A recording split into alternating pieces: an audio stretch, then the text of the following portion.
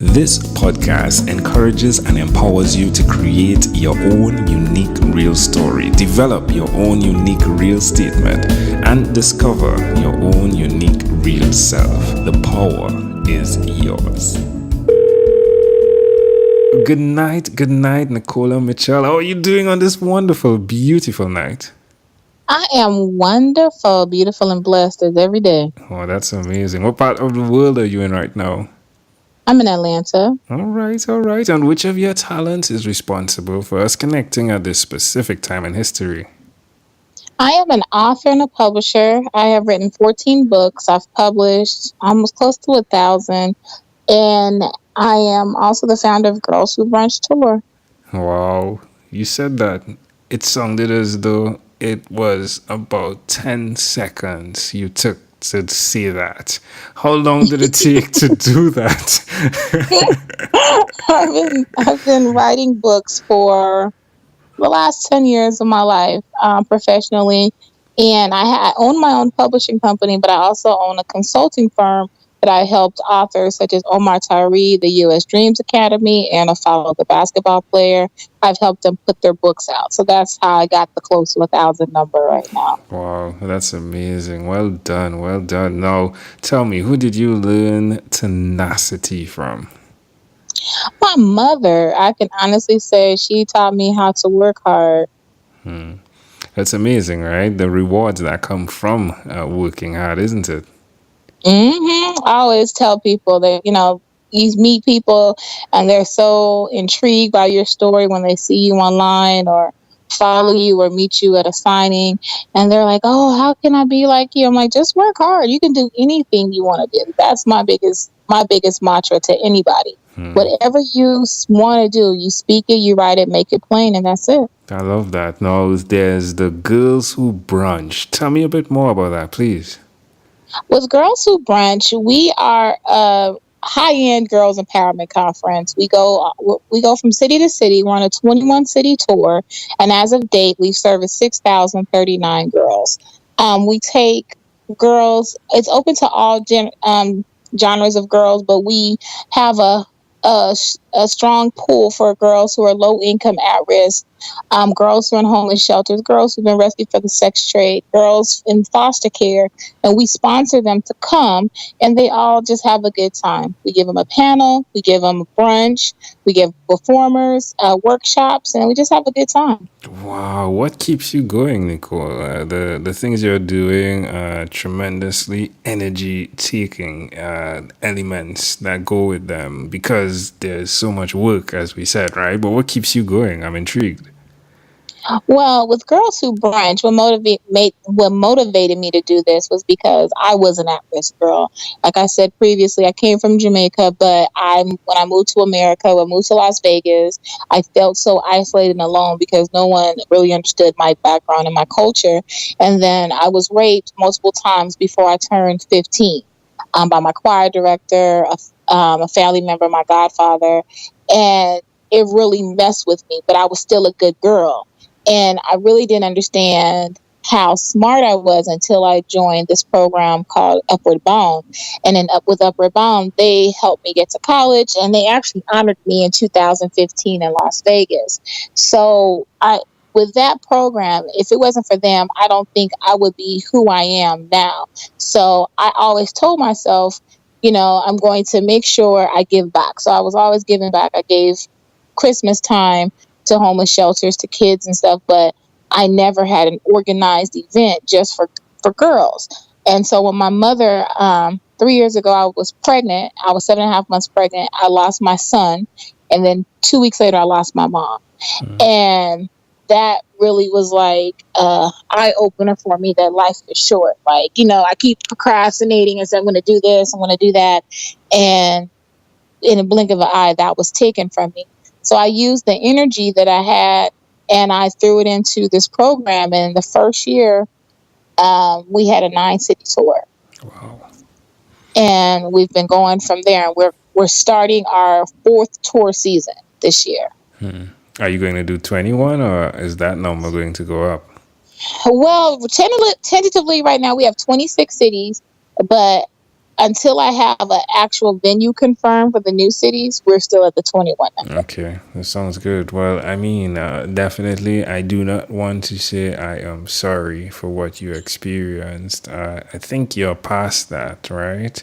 Yeah. I think you're in a place where you've used that to channel what needs to be done. What I will say though is, please always be sure to give yourself grace in the midst of it. Yeah. Yes, sir. Well, do tell me Yes. one other thing that you've done consistently over the last 3 years, please.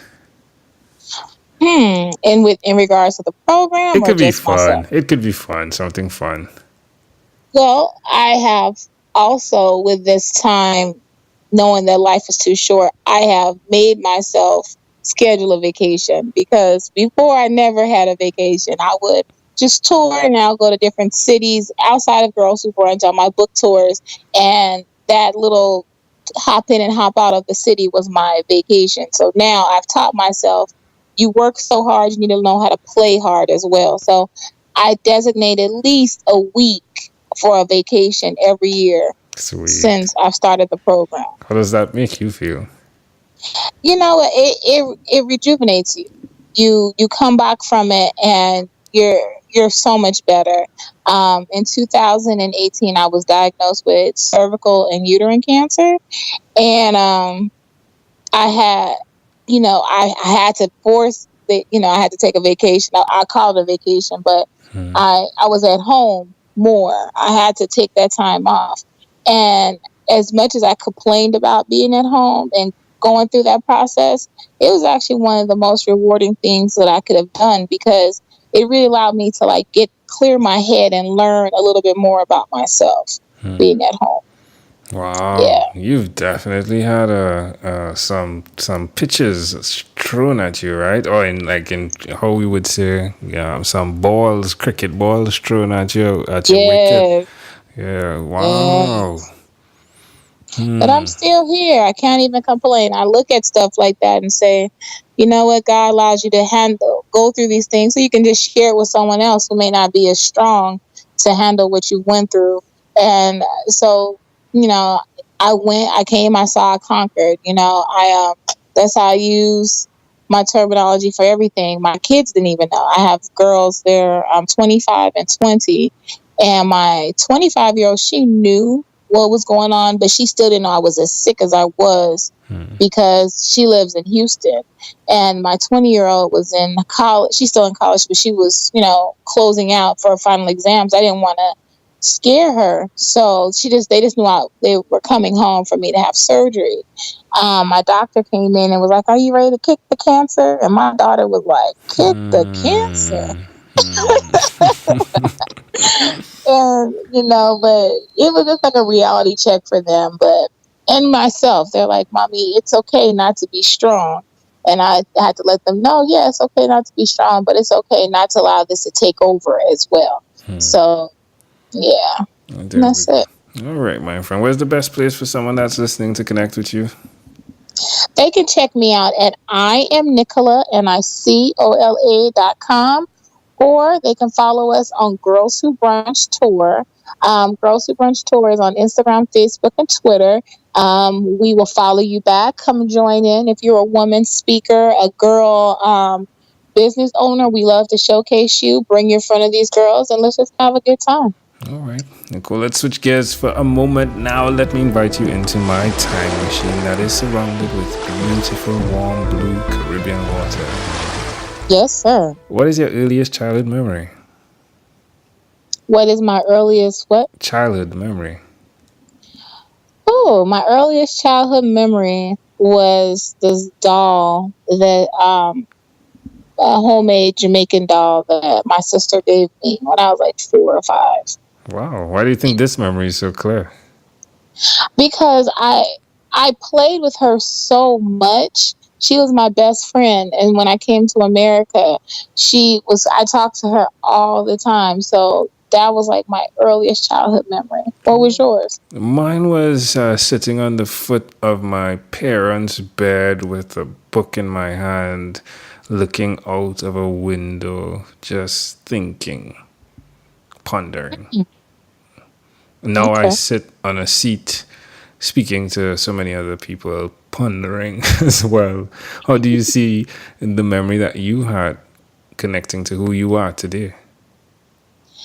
I see that having her as my friend allowed me to tell stories to her, and that allowed me to become the storyteller that I am. I'm able to express what I see, what I'm thinking. A lot of people don't have that talent. I help a lot of people learn how to write books, but a lot of people want to tell a story, but they don't know how.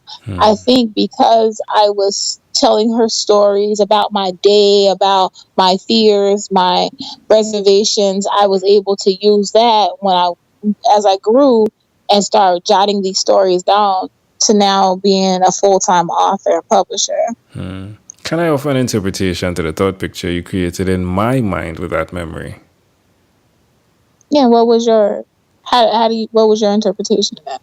I think it's really amazing that I'm guessing one of the things you would have said to the doll is you are beautiful, or if not by saying it, by adorning it, if you would.